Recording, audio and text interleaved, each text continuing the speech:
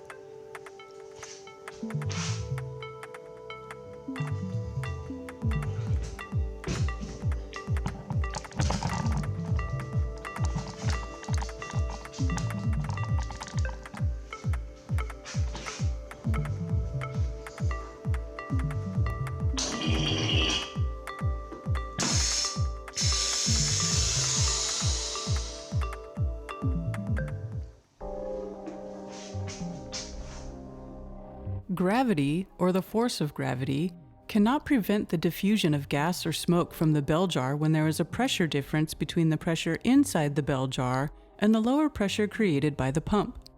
This is in accordance with the second law of thermodynamics. What were the pressures involved? We will examine the pressures involved in the observation, then apply the known scientific laws, logic, and reason to determine our situation on Earth. The person also stated that the term pressure differential had been used as the label for certain numbers and that ratio of pressures was the correct term. Numbers for both terms are now included in the tables. Average atmospheric pressure at sea level, 101,325 Pascal, 760 torr, 1,013.25 millibar, 14.7 psi. Molecules per centimeter cubed, 2.5 times 10 to the 19th molecules, 25,000 trillion molecules. During the observation, there was a maximum pressure ratio of times 51,000 between the pressure inside of the bell jar and the lower pressure created by the pump. Gravity, that is said to exist, cannot prevent the diffusion of the smoke or gas up and out of the bell jar. What happened to the smoke and gas at a pressure ratio of times 51,000? At a pressure ratio of times 51,000, the smoke diffuses into the area of lower pressure in accordance with the second law of thermodynamics. The smoke or gas is not prevented from diffusing away by any force present or anything that could be thought of as a force. We have been told that Earth is in space. Space, which is said to be expanding. Outer space has very low density and pressure and is the closest physical approximation of a perfect vacuum. But no vacuum is truly perfect, not even in interstellar space, where there are still a few hydrogen atoms per cubic meter. The pressure of space is quoted as being 3 times 10 to the negative 15 Pascal, 1 times 10 to the negative 17 torr, 1.33 times 10 to the negative 17 millibar, 1.929 times 10 to the negative 19 psi. Molecules per centimeter cubed, 10 to the negative 6 molecules, or 0.000001 molecules. Excuse the maths, you need to scale up the volume to get to one real molecule. And here we have a chart of the pressures in deep space, Earth sea level, the pressure differences, and the ratio of pressures. We see average at about 76 quintillion. What would happen to the gases of the atmosphere? Between deep space and the atmospheric pressure at sea level, there is a pressure difference of 14.699 psi and a pressure ratio of over 76 trillion. This is a simple observation that anyone can perform or view on YouTube. The observation is self-explanatory. If you lived on a space-traveling globe, then there would be no atmosphere, no life, and no you and me. Some people may bring up the principle of a gas density or pressure gradient within the atmosphere and somehow imply that a gas density or pressure gradient will prevent gases from diffusing into an area of lower pressure, breaking the second law of thermodynamics, which if they could actually prove would earn them a Nobel Peace Prize. The higher the number, the more dense the air and the higher the gas pressure.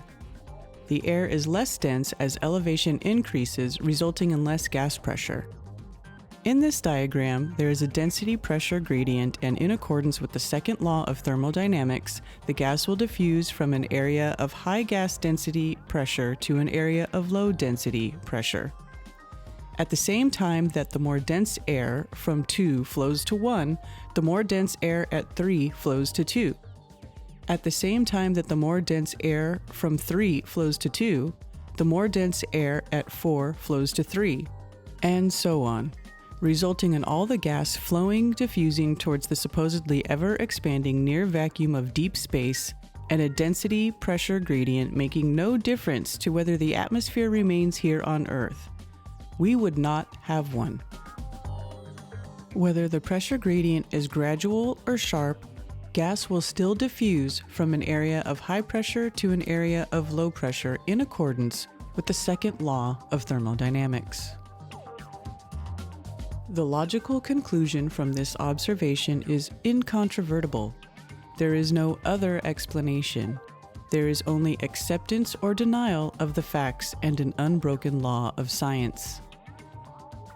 The acid test of honesty. The observation has been redone. The incorrect label name on the tables has been changed. My apologies for these being initially incorrect. Another row added to each table to include pressure difference. Another column added to each table to include PSI.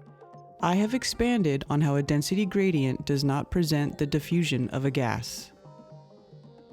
Gravity, which cannot be scientifically proven, does not have the ability to prevent gas or smoke diffusing from an area of high gas pressure to an area of low gas pressure, as shown in this observation. If we were on a globe in ever-expanding space, then the Earth would have no atmosphere. The gases in the atmosphere and water vapor would diffuse into space in accordance with the second law of thermodynamics. A person that disputes this observation needs to supply a repeatable and reproducible observation that demonstrates that gravity can prevent gas or smoke diffusing from an area of high gas pressure to an area of low pressure, and pointing to the sky and saying, "Well, it's happening here on Earth," is not proof. That is an affirming the consequent fallacy. My sincere thanks to Karen B. for her technical support in the production, and this video is dedicated to the Globe Lie Tour 2019.